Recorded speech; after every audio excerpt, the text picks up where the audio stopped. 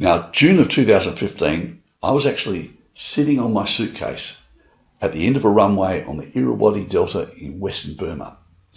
Now, I was waiting for what you might generously call an aircraft to take me back to Yangon, which is Rangoon in the old money. Now, I was listening to these recordings that we already had done. Well, I was comparing the one I had from Dhaka in Bangladesh and the one I'd done in Irrawaddy in Burma. And one particular interview was an investor from the Dakar one, and he said something which made me nearly fall off my suitcase. I thought it must have been the interpreter's misinterpretation, so I replayed it, and then I jumped across to the Burmese one, and it pretty much had the same thing. So I listened a few times, flicked across. So that night in my hotel room, I went through the 44 projects that we've done so far, and I focused on the investors' statements. What I learned that night really stunned me. None of these guys consider themselves investors. None. Later, when I got back to Australia, I decided to test this against small business projects that I'd done in Australia, Singapore, USA, Canada, because I figured those markets are developed markets. It's going to be sophistication. I want to see whether there's a difference or an imbalance. Now, I only went back the last two years before that, and I made lots of calls overnight because I wanted to ask one particular question of the investors. Now, I didn't ask them, why did you put money into this company, or why did you invest? What I decided to do was just ask them, what made you decide to jump into this project? I didn't preempt anything, and I wanted to see what the results were. I didn't say invest. I wanted to get their real thinking on this. Now, this wasn't any credible scientific experiment at all, but it was for me. I was just gathering their perception of why they invested in inventions. I didn't give them any suggestions. I just asked the question and let them answer in any way they wanted. Now, the 4 critical things I learned from this Burmese investor and also from the Dakar one, but everybody seemed to be the same. And it changed the way I look for funding, how I get it and where I get it from. So what these UN investors taught me, and we're talking about people who are not necessarily wealthy in their own right, but got into projects, and it triggered for me, and it just turned out that just about everyone else did. There's 4 things that they gave me. First, most of them did not see themselves as investors. 100% of the developing countries investors did not see themselves as investors, and about 85% of the developed countries saw themselves as something other than investors. Next, most of them were not in it for the return on investment. This is quite bizarre if you think about it. They were looking for things other than you put $10 in, you're going to get $25 back in 12 months' time. They had other objectives. Next, there was a lot of non-cash top-ups. People didn't necessarily say, well, here's $10. They might have said, here's $5 and I'm going to give you access to my buildings. I'm going to access to my plant and equipment. I'm going to give you 1 or 2 engineers or assistants to work on your project. Lots of non-cash top-ups were involved in the investments. And finally, there were very few high net worth individuals. This is quite significant because I'd always be chasing people with a lot of money, thinking, you've got $100 million, you're definitely going to have $1 million for me.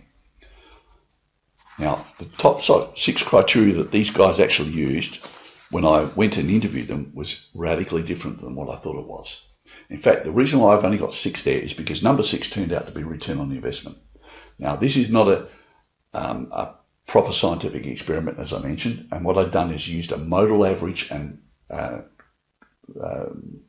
built a list. I did not show that list to these people. I asked them for their own interpretation of why they jumped into these projects. Return on investment, as I said, was number 6. So that means, and let this sink in, there are 5 more important reasons why people jump into projects. It's incredible. Now let me give them to you in turn. Number 5 was novelty and protection. Obviously, very few people want to get involved in anything that is just a Me Too product, and very few of them want to look at something that they can't protect and own. So there had to be something. It didn't have to be a patent, but it did have to have some measure of protection. It could just be speed to market, but that's enough. Next, they had to have an exit plan. If you've gone in there and said dollars now, dollars later, you have to actually show them how that's going to get out. Some of these were quite creative about it, and I'll talk about leverages later on. But instead of, we're going to roll this up and trade sale it to a public listed company, and you won't get money, but you will get shares in the public listed company, and that's your payday. So there's lots of ways of doing it.